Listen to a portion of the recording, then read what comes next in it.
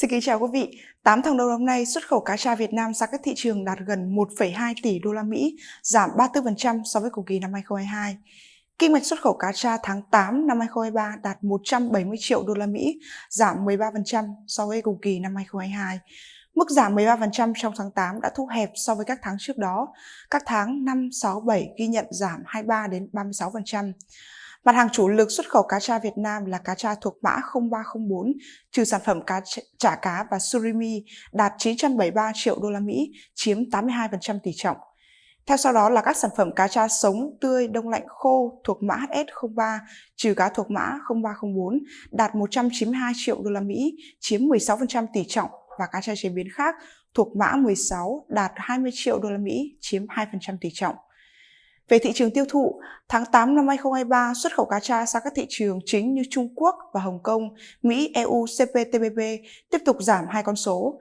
Trong tháng 8 này, xuất khẩu sang một số thị trường nhỏ hơn ghi nhận tăng trưởng dương hai con số so với cùng kỳ năm ngoái, như Ả Rập Xê Út tăng 79%, Brazil tăng 53%, Colombia tăng 14%.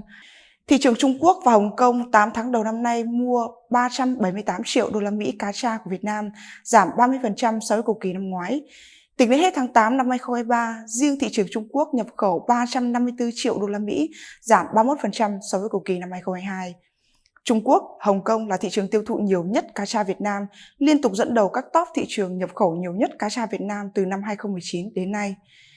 Tính đến hết tháng 8 năm 2023, Mỹ vẫn duy trì vị trí số 2 về nhập khẩu cá tra Việt Nam sau Trung Quốc và Hồng Kông. 8 tháng đầu năm nay, xuất khẩu cá tra Việt Nam sang Mỹ đạt kim ngạch 184 triệu đô la Mỹ, giảm 56% so với cùng kỳ năm ngoái. Riêng tháng 8 năm 2023, thị trường này mua 25 triệu đô la Mỹ cá tra Việt Nam, giảm 24% so với cùng kỳ năm ngoái. Lượng tồn kho Mỹ có xu hướng giảm, cộng với sự kiện Tổng thống Mỹ sang thăm Việt Nam, kỳ vọng sẽ là tín hiệu tốt cho xuất khẩu cá tra sang Mỹ. Thị trường CPTPP tiếp tục duy trì là khối thị trường đứng thứ 3 về nhập khẩu cá tra Việt Nam sau Trung Quốc, Hồng Kông và Mỹ. Tính đến hết tháng 8 năm 2023, kim ngạch xuất khẩu cá tra Việt Nam sang CPTPP đạt 158 triệu đô la Mỹ, giảm 34% so với cùng kỳ năm ngoái. Đáng chú ý, xuất khẩu cá tra sang thị trường Canada đạt giá trị cao nhất kể từ đầu năm nay với gần 4 triệu đô la Mỹ, giảm 4% so với cùng kỳ năm ngoái, tăng 20% so với tháng trước và tăng gấp đôi so với tháng 1 năm 2023. Đồng thời, mức giảm 4% cũng là mức giảm thấp nhất kể từ đầu năm nay của quốc gia Bắc Mỹ này, khi những tháng trước Canada đều chứng kiến tăng trưởng âm hai con số từ 30% đến 46%.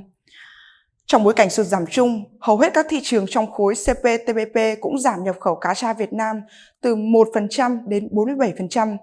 Tuy nhiên, một số thị trường nhỏ trong khối vẫn ghi nhận tăng trưởng dương hai con số như Brunei tăng 12%, New Zealand tăng 16%.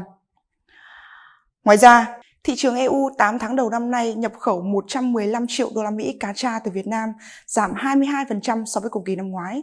Xuất khẩu cá tra sang EU trong tháng 5, tháng 7 đều ghi nhận giảm 13 đến 22%. Hầu hết các thị trường trong khối EU đều giảm nhập khẩu cá tra Việt Nam từ 14 đến 65%. Một vài điểm sáng vẫn ghi nhận tăng trưởng dương hai con số trong khối thị trường này là Thụy Điển tăng 28%, Đức tăng 19%, Đan Mạch tăng 18%. Một số thị trường ghi nhận tăng trưởng dương từ 3 đến 4 con số như Phần Lan tăng gấp hơn 11 lần.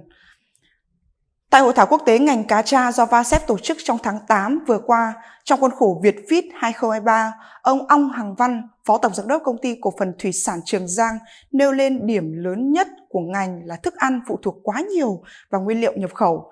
Vấn đề hiện nay phải có sự hỗ trợ bằng mọi cách để kéo giá thức ăn thủy sản xuống.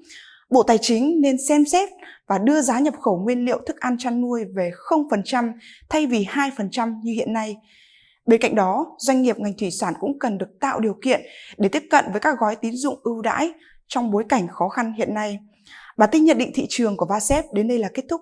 Xin cảm ơn quý vị đã chú ý lắng nghe. Xin kính chào tạm biệt và hẹn gặp lại.